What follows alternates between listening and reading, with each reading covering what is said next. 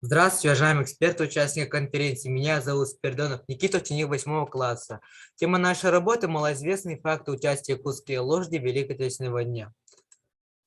Гости, приезжая в любой населенный пункт, обращают внимание на памятники, которые являются свидетелями исторического самосознания народа и уважения к своему прошлому. Это мемориальный корпус, посвященный воинам-землякам в годы Великой Отечественной войны. И тут присутствует стилизованная голова лошади. И все думают, что это обыкновенная лошадь и продолжение Ластана Тары, но мы думаем иначе. И мы решили провести анкетирование, знают ли присутствие объекта голова лошади. И оказывается, только 10% участников знают о голове лошади. Но у нас появляется проблема. Мало кто знает или не замечает присутствие стилизованной головы в мемориальном комплексе. И мы решили раскрыть его историческое значение. Цель работы – исследование роли лошади в войне через парадигму второй части путями в Великой Отечественной войне. Мы поставили такие задачи для нашей цели. Объект изучения лошади, предмет изучения лошади и его хозяин. Используемые методы: анкетирование, подбор определенной литературы, экскурсии, изучение собранных источников, системный анализ и синтез главных компонентов. Гипотеза: возможно ли якутские лошади принимали участие на Западном фронте. Исследовательская работа проводилась по этапам: организационный, исследовательский и реализация проекта. 20 августа 1939 года вышел указ Президиума Верховного Совета СССР о создании фонда ЛК на случай войны. Начало войны показало, что прав был Семен Михайлович Буденный. К этому времени Красная Армия потеряла более 60% своей техники, и положение спасли лошади. Всего за время войны в армию было мобилизовано свыше 3 миллионов лошадей. Согласно инструкции фонда ЛК, лошади подразделяются на верховую, артиллерийскую, вьючную и обозную. Всего за годы войны в Якутии было призвано более 62 тысяч человек. Якуты впервые пополнили ряды 72-го кавалерийского корпуса генерала-майора Павла Алексеевича Белова. Их было более 2000. Белов оценил: красноармейцы Якуты, привычные к сильным морозам, зимой действовали особенно успешно. Битва под Москвой состояла из 3 этапов. Первый этап – стратегически оборонительная, второй этап – контрнаступательная, третий этап – Жестково земская наступательная.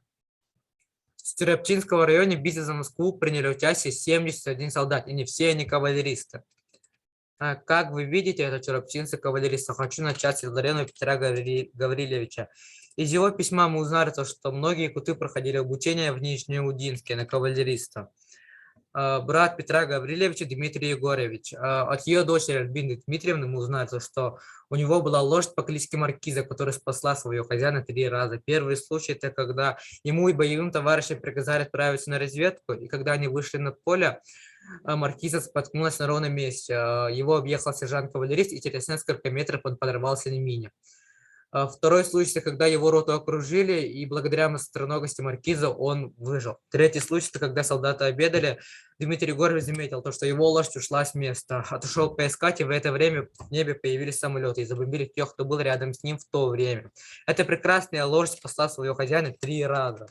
Диодоров Иван Николаевич, защитник города Москва, а также участник парада Победы 1945 года. В историческом форуме Якутия.ру появилась одна интересная информация. Бир саллатах табар. Арга пронга серлягары пакканы карасмалинская тыгар.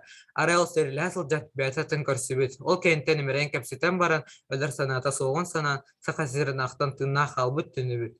Мы начали искать информацию про этого человека и нашли журнал Челба, в котором было написано про некого Шергина, который встретил свою лошадь в Молотовской области.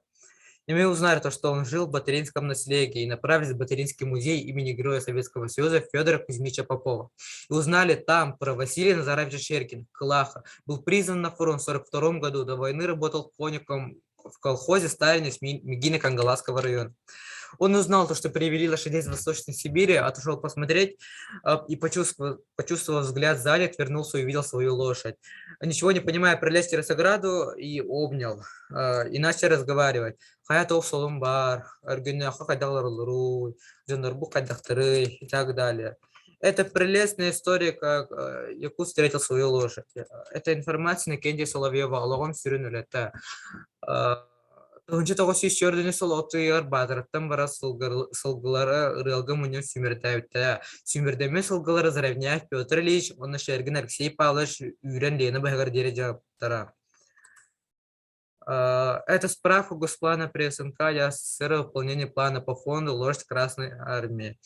На оккупационной территории оказалось около 2 миллионов лошадей, поэтому приказом от 10 января 1942 года Наркомзем РСФСР установил для Якутской республики план поставки лошадей 8368 голов. Заречные колхозы доставляли собранных лошадей в Нижний Бестер, западные колхозы на Даркала, Вилюйская группа на пристани Вилюя, Солек, Ленска и Алдана сгоняли на пристань, где ждали баржи Лорпа, шедшие в район Витима, на острова близ Мухту, Ленска. Подход к отбору был строгий, требования включали 25 пунктов, например, коня могли забраковать за отсутствие 2 зубов в одной челюсти.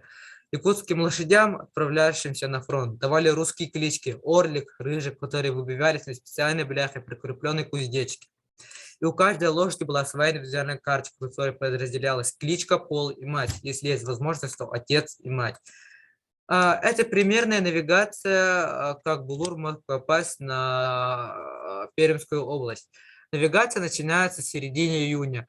Расстояние от Якутска до Усть-Кута по реке Лена 1640 километров. Затем их перегоняли до реки Ангара, по реке довозили до города Иркутска. С Иркутска по железной дороге перевозили до нужного нам случая места, Пермскую область. Расстояние между станциями составляет 3748 километров. У нас есть информация Петра Корсунаева, призванная в июне 1943 года. Пароходом для новобранцев был доставлен в Иркутск, где в течение месяца работал лесозаготовительном заводе.